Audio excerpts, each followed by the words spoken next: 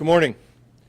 I'm joined today by members of my command staff, Mayor Malik Evans, Mike Curran from ATF, Chief Stefan Napolitano from the Rochester Fire Department, Special Agent in Charge Jeremy Bell from the local branch of the FBI. Over the past 48 hours, the Rochester Police Department Major Crimes Unit, our Joint Terrorism Task Force members, and the Arson Task Force, which you remember I said yesterday, the Arson Task Force is police detectives, fire investigators, and ATF is also a normal part of the Arson Task Force. They've been conducting an extensive investigation into the tragedy that occurred on New Year's Eve outside the Kodak Theater on West Ridge Road. The following is a synopsis of the information we have learned thus far. Again, it must be noted, we are still gathering information, and all of this is preliminary. All evidence point to the suspect as 35-year-old Michael Avery from the Syracuse, New York area.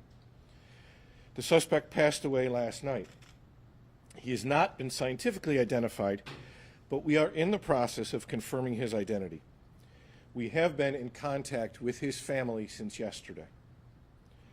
Avery traveled to Rochester, New York in his personal vehicle on or about December 27th and checked in at the Wood Spring Suites in the town of Greece. On December 29th, at about 2:45 p.m., Avery rented the Ford Expedition from a car rental agency at the Rochester airport. On December 30th, between 9 a.m. until about 6 p.m., Avery made at least a half dozen purchases of gasoline and gas containers from different locations throughout the Monroe County and Ontario County areas. Thus far, our information has shown he was alone when making these purchases. On January 1st, about 12:52 a.m., Avery was operating the rented Ford Expedition eastbound on West Ridge Road. At about this time, 2 Rochester police officers assigned to the concert were on traffic posts and stopping traffic to allow for pedestrians to cross. At this time, Avery sped up, crossed into the oncoming lane of traffic, and appears to have intentionally been driving towards the pedestrian crossing. At about the same time, a rideshare vehicle containing 2 passengers in the back seat was pulling out of the theater parking lot and was struck by Avery's Expedition.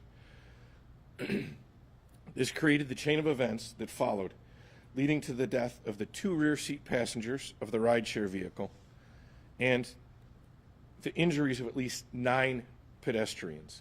That number has changed since yesterday as more people have come forward to report their injuries.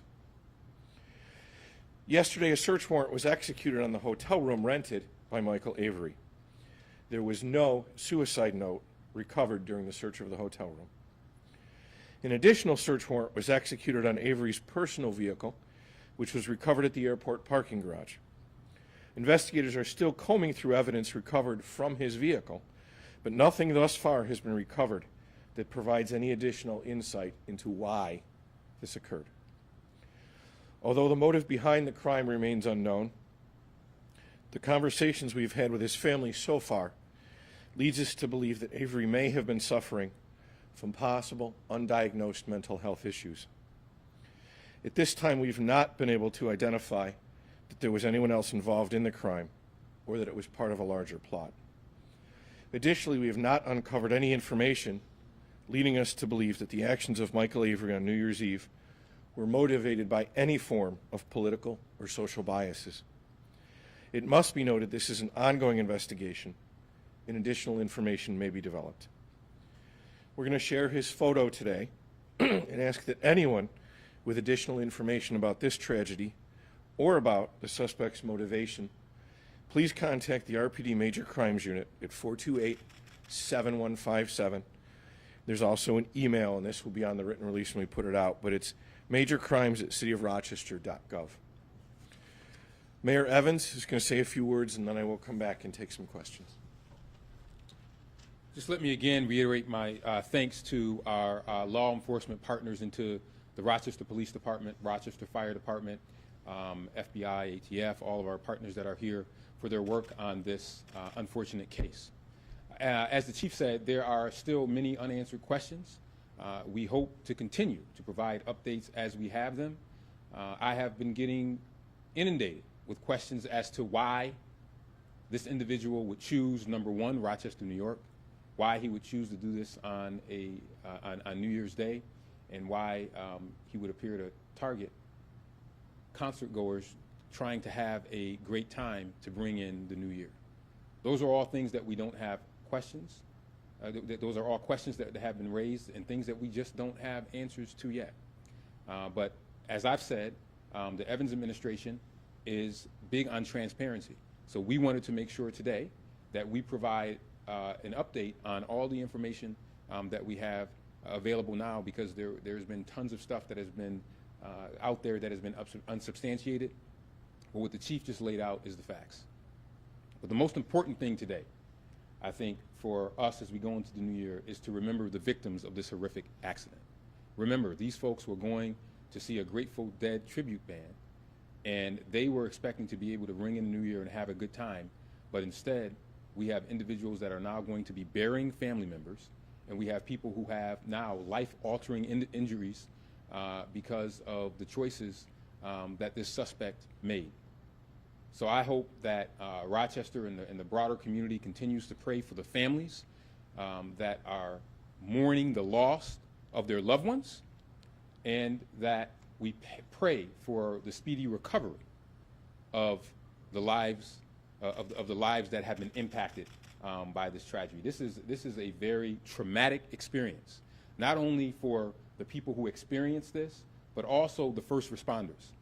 It should be noted that there were off-duty Rochester police officers that sprung into action to try to render aid to the individual that was responsible for this heinous act, not even thinking about their own safety, but running to try to put out the fire of the inferno that he started. So even in the midst of this despicable tragedy, there is a reminder that there still is goodness in this world, of the individuals that sprang into action without thinking about their own safety to try to save others. So our thoughts and prayers are with the families and the victims. We will continue to provide updates as we have them. We did that yesterday, and as we get more information, we will continue to provide them. There are lots of questions. I have lots of questions. Everyone up here still has lots of questions. Why Rochester? Why Syracuse? Why all the gas cans? These are all things that will continue to be investigated, and as the chief has said, this is an ongoing investigation until it's not. So this is an ongoing investigation until it's not.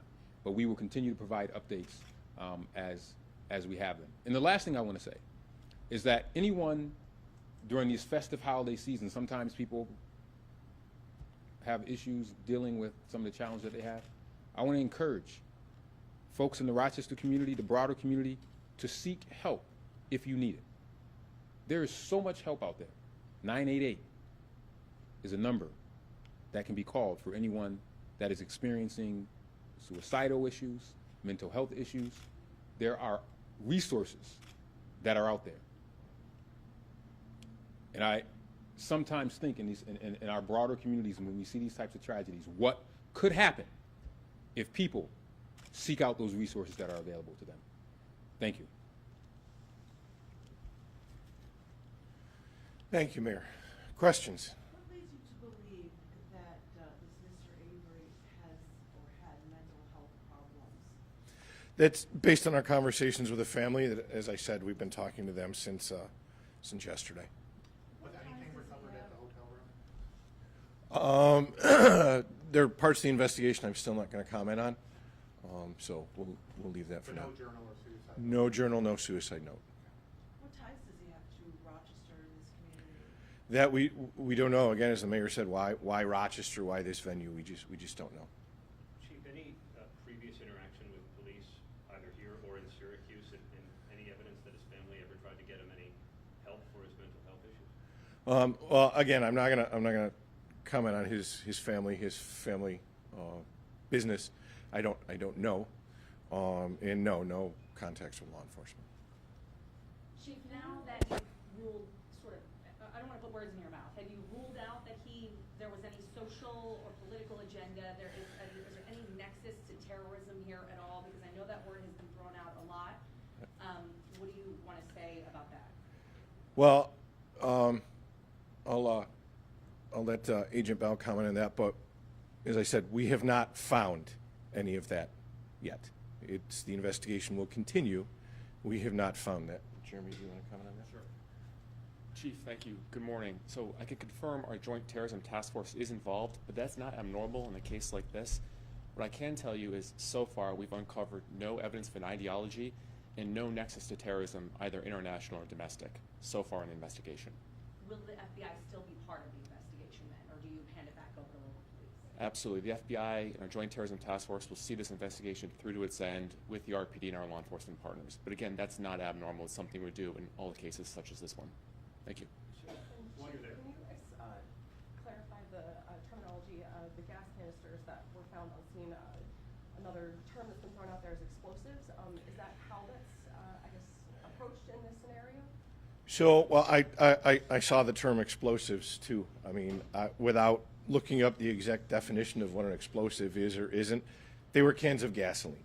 You know, there's a lot of stuff that's out there, a lot of articles, things that we're seeing that, you know, are inflammatory. They were cans of gasoline that he used to ignite the vehicle. You're talking about just those little red 1-2 gallon cans. Correct.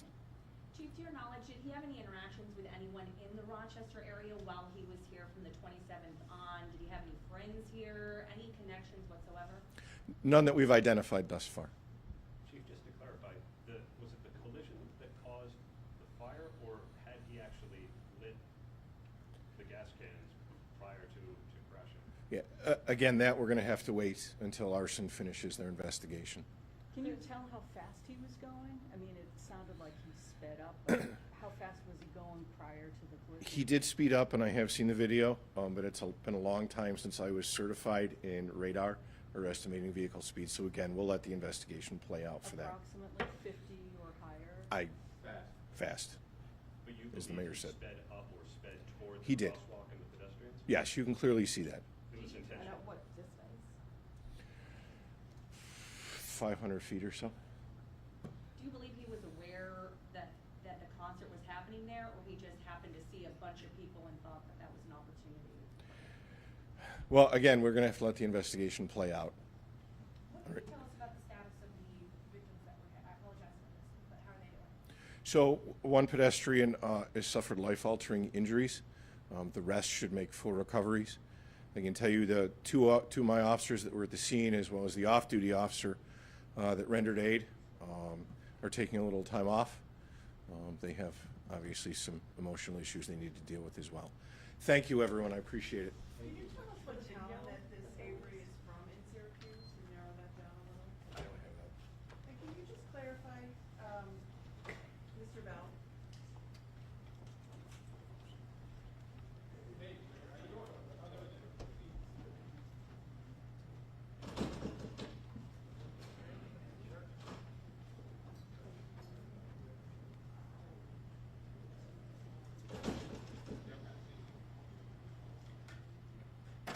Folks, we'll have a written release and some photos for you sent out as soon as I get upstairs.